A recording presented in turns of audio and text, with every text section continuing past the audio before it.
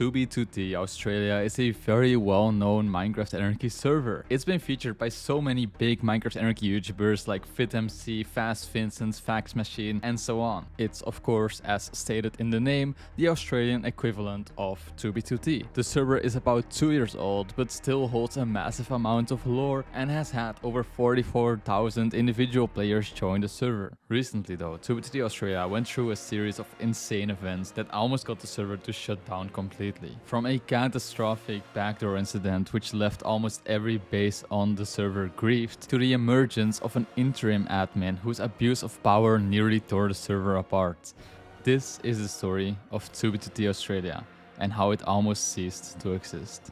Together with some friends, we're doing a giveaway on 2b2t Australia and we're giving away 5 dupe stashes for you to get started on the server. You only have 5 days to enter and the only way to enter is to join my Discord and react to this message in the giveaway channel. So 2b2t Australia is not new to backdoors. In Fast Vincent's video, he briefly talks about the previous backdoor on the server. This one was done by adding some malicious codes to a plugin which was then put on Spigot and recommended to Remaining Toast, the server's admin. This backdoor added old 2b2t bases and a bunch of illegal items. One small thing that Fast Vincent got wrong is that he says that illegal items got reverted, but there's plenty of them out there and all the 2b2t bases are still there as well. Now why do I mention this first backdoor? Well, basically to show you guys that in comparison to what drama the server is used to, this incident we're talking about today is completely on a new level. It all begins with a player named Romify, who is probably the most notorious griefer on 2b2t.au.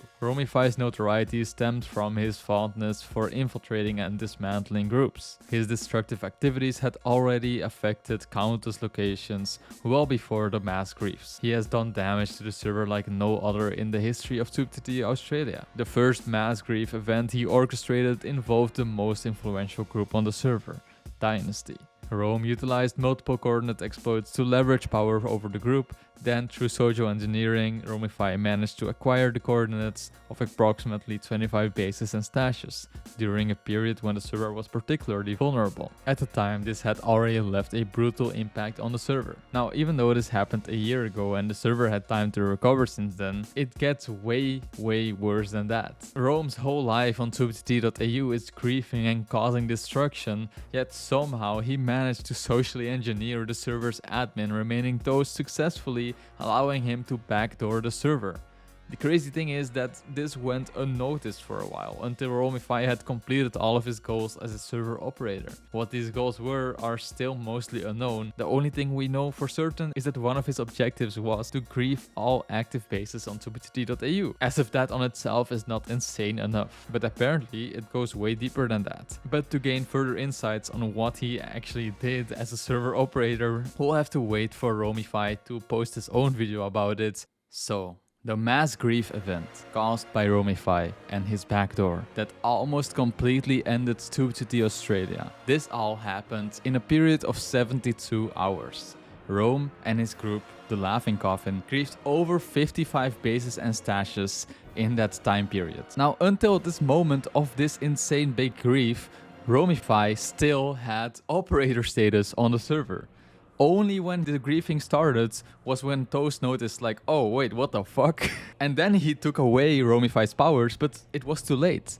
Rome knew that he was gonna get caught, but he only let himself be caught because he had already completed his goals. So even though Remaining Toast removed Romify's operator power, it was obviously too late. Romify had already gathered an entire list of bases. The whole server was pissed at Remaining Toast. So many people left because they had nothing to work for anymore. Their base was completely gone and the mods of 2b2t.au and Remaining Toast were starting to come to terms that the server may die because it runs on player donations.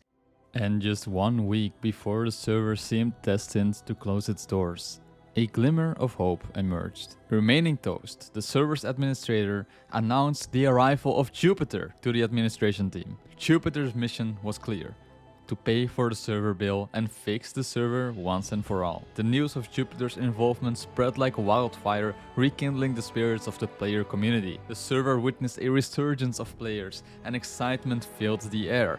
It felt as if overnight Jupiter had revived the server. So, who is Jupiter? Jupiter Praxis is his IGN. He has been a key player in TubiTD Australia with things relating to infrastructure. Highways, the spawn roof and walls would not have been made as quick if it wasn't for Jupiter. People that know him well report that he's very likable to be around most of the time. He has even been Remaining Toast's right-hand man in the past, assisting him in management of plugins and publicity. Every now and then though, he has some big exits where he would dramatically take a break from the server. These were mostly related to IRL struggles. Some players suspect that Jupiter often manipulates people into believing shit about him and others. But overall, he is liked by most of the community. Fusion is a player that has known Jupiter for a long time. When asked about Jupiter, he stated, "A simple way to put Jupiter is as a double-edged sword. Things are super great until it all comes crashing down." So for a brief month, Jupiter served as an administrator. And the initial impression was positive. However, behind the scenes, a darker side began to overshadow his initial contributions. Daisy is a mod on tubetd.au and a very long-time player. He states, "As a player on the server, I witnessed the gradual shift in Jupiter's behavior. While he started as a competent admin, it wasn't long before his actions veered into abuse of power. He frequently used commands like /TP, not just for himself, but also for other players. If I needed to go somewhere, all I had to do was contact Jupiter on Discord or whisper to him in-game. Friends of Jupiter could ask him to teleport them anywhere on the server with a quick DM. First, it was kind of seen as light TPing. But quickly it was just anyone could go anywhere they wanted. Also, if Jupiter ever wanted something, he would just /give himself and others items. The admin abuse only got worse and worse to the point that something needed to be done. What started the eventual downfall of Jupiter Praxis as an admin was when Taisy messaged him about needing a donkey for the tubetd.au fight club. I knew Jupiter would just give me one, so that's why I messaged him. I had already marked out an area to which we would use TNT to blow down to bedrock. When Jupiter saw this, he thought he would help us by using world edits to clear the marked area down to bedrock. Daisy wasn't there for the incident, but Spaz, a tubetd.au legend, was there to witness and record it. Jupiter had even asked Taisy if he wanted to have the walls in bedrock as well. Taisy obviously said no and that it was fine. Spaz took to the highway workers of 2BAU Discord and called Jupiter out on his admin abuse. A few back and forths later, and Jupiter banned Spaz from the Discord. In return, Spaz killed Jupiter because he was still AFK at the Fight Club location where he had just used his powers to world edit the place. Jupiter obviously did not like this and went into a baby rage moment where he started to /kill Spaz over and over. Daisy told Jupiter he couldn't do this, of course with an Australian accent, and Jupiter told him basically he would do whatever he wanted. After that, things died down, but the conflict wasn't over yet. As soon as Spaz logged on with an alt, Jupiter would just start /killing it. The final straw would come the next day, when in chat, Spaz kept getting muted, so he started making cracked accounts because tubetd.au allows cracked Minecraft accounts to play. He called his cracked account Jupiter Abuse and things like that, and he would insert spammer files that said stuff like KYS Jupiter, and after doing this with a few accounts that Jupiter muted over and over again, the worst thing yet happened. Jupiter was so over Spaz that he leaked his IP in public chat for literally everyone to see. This was the point of no return. Like, this is so incredibly fucked up. It's like that meme when you're losing an argument and then the other person leaks your IP. It's just, why? How could Jupiter ever do this? Okay, back to the video. Taisy and Spaz immediately reached out to Remaining Toast to see what he could do to fix the situation. The admin abuse had gone on for too long and they were sick of it. The future of the server looked very grim with Jupiter as the admin. Surprisingly, Toast said that Jupiter didn't actually own any part of the server, and all he was doing was paying the server bill in its entirety each month. So Toast came with an offer. If Taisy and Spaz could pay this month's bill, he would remove Jupiter's access.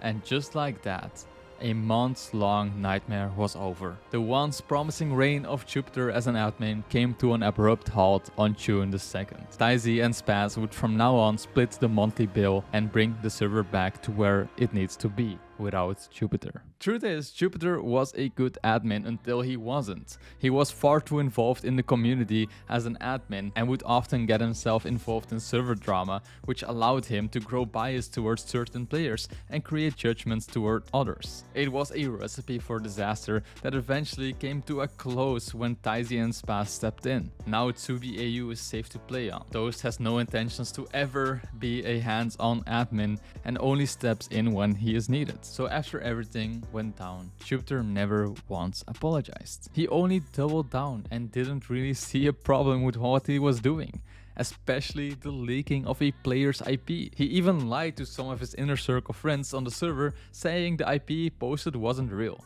But I can assure you, when Spaz checked his IP, he needed to restart his router because, of course, it was his actual IP.